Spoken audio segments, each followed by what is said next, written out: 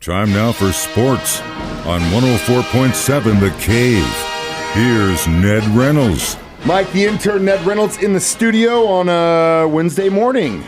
How are you today, sir? Doing just great. How about you? Doing pretty good. Allie, you had a big night last night, so why don't you review it for us? Yeah, we did have an incredible night down at the Dive on Patton. Chiefs Happy Hour, Mitch Holtis, Dan and Hughes. Art Haynes made an appearance, which was great to see him. Governor stopped by. A lot of great fans. The crowd was awesome. Sponsors are great. Great insight. We'll have the entire thing videoed and podcasted up on our site later today. So if you weren't there and you want to hear some of the insights into last season, and of course, what we're looking forward to seeing this season, we'll have that up on our website at 1047thecave.com. This is a new venue this year, the Dive on Patton Alley. How many were seated? How many could they? Is it as large as the other ones? Yeah, it's relative to the ones we do every year. We kind of try to move it around if we can to give everyone the love. But at the same time, Dive did a phenomenal job, and there was a packed house. I mean, I never got a chance to get to the food because the line was about half the building. What? You mean to tell me the MC did not get fed? No, but he did get hydrated. Stop right there. You MC the way I do. That's I know. I learned from the best. We worked together long enough. If I haven't learned that from you by now, obviously I'm not paying attention.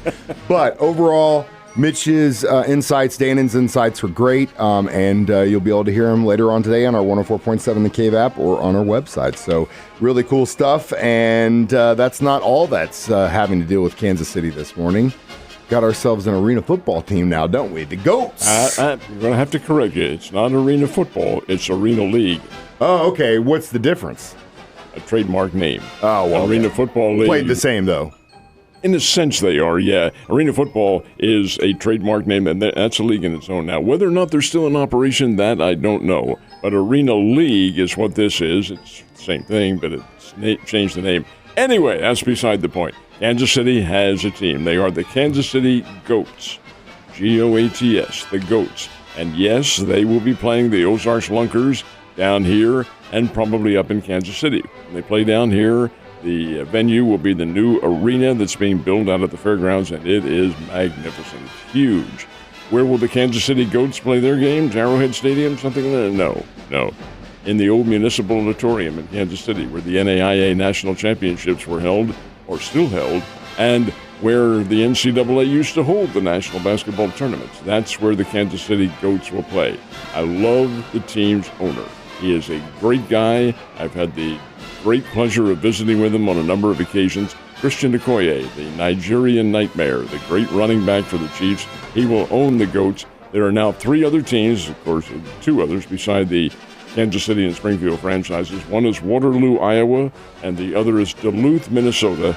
And for, I assume, next season, they begin play in June of 2024. I assume it'll be those 4. There may be some additions, but it is arena football. It's on a 50-yard field, indoors, and there are all sorts of rules and ramifications. It'll be interesting. I think it's really cool that Christian Okoye is involved, considering the fact that, he was very vocal for a long time about how much he hated football as a track star, but then obviously started playing towards the end of his college career. I asked him about that once. I said, "You've been pointed in your pain in football that you go through," and he has a very distinct Nigerian lilt to his conversation. Great guy, terrific guy, cares very much for kids. That's what I love about him. Oh, he's an awesome dude. He said, "Hey, I did not know. I'd never played football. Played soccer and that sort of thing in Africa. So I come over here." He went to Azusa Pacific, which is an NAIA school out in California. He said, "I went there and, hey, wait a minute. People are hitting you here. What is this?" Now, I'm big, obviously, but that took its toll on him. And even now, and he's still a young man, maybe 45, 46, maybe a little bit older than that, still has the pain from the football. But he's overcoming it. Yeah, well, that's was my question. And he obviously is really good as an ambassador for the Chiefs and continues to be. And I have his signed jersey in my office, so I love the man. So it's very cool that he's got something with ties to the city back in the city. We'll have to wait and see how good the Goats are. I like their name just a little bit better than the one down here, I'll tell you that. What are the conditions expected tomorrow for the opening at the PCCC? I would suspect rather toasty. Yeah, it's going to be warm. You better be hydrating. Well, they all start at 7 o'clock out at Highland Springs, and that will be tomorrow. This is the annual tournament that's been going on since 1990. In this particular instance, it's the Corn Ferry Tour. It wasn't always that. But they begin play at 7. Of course, it's always a fun time. Concludes on Sunday with the championship. And those winners, folks, from the Corn Ferry Tour, the top 25 or top 30 get their PGA Touring card. And that is a big, big deal. We see a number of them now out on the tour and on television and so forth. All individuals who played here.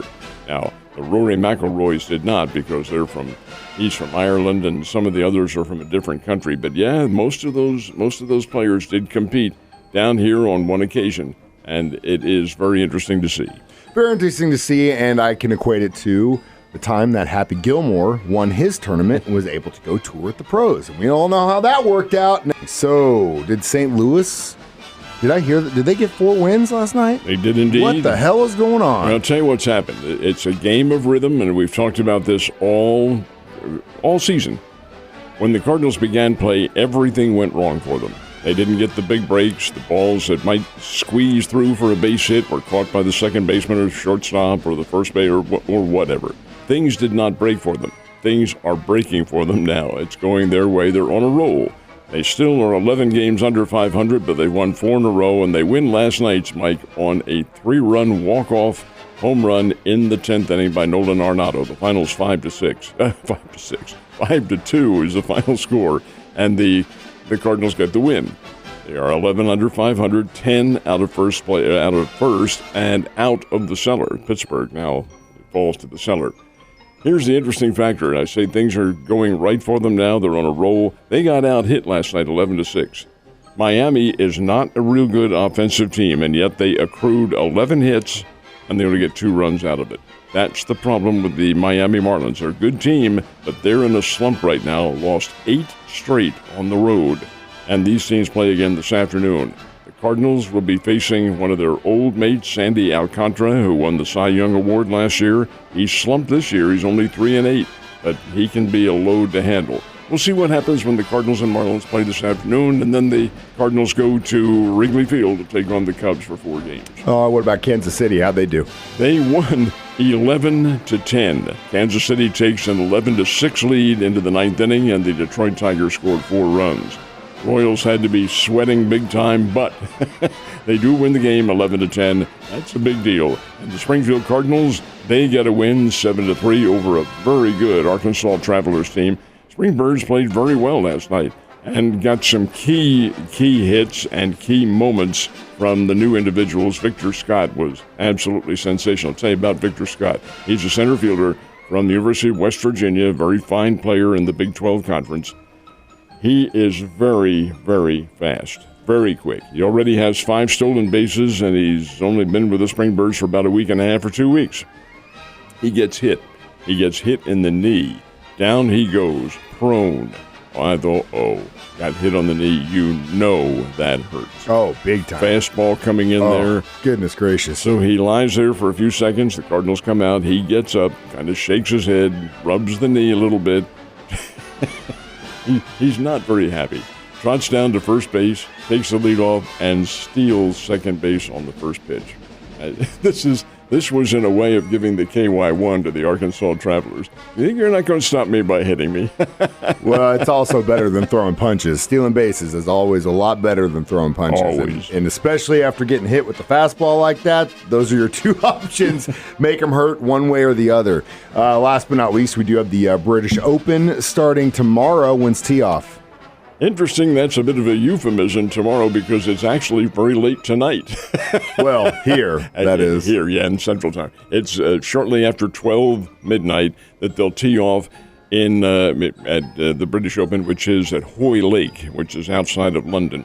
This is Royal Liverpool where they're playing this year. You say, wait a minute, there's only a 6-hour difference between Central Time and London Time in Great Britain. How does that work? Folks, the days in Great Britain are 16 hours long in the summer. It's different because of the geographic setting of the country and the way the sun rises, that's obviously. But 16 hours, they can get a lot done. So when they tee off at 12:30 our time, shortly after midnight, It'll be, about 6 in the morning over there that they're beginning play, and everybody will tee off from the first tee. They're not going to have to move it from 1 to 10. It's a long day, and many of those players will be playing late in their day and actually late in ours tomorrow. It'll be this is the British Open, and this is the final of the majors for this year. You say you can get a lot open, but most of the guys that are driving to work right now to work for a living would rather be playing golf during the day than doing what they do for their 9 to 5. Ned, you have a wonderful Wednesday. I'll see you tomorrow.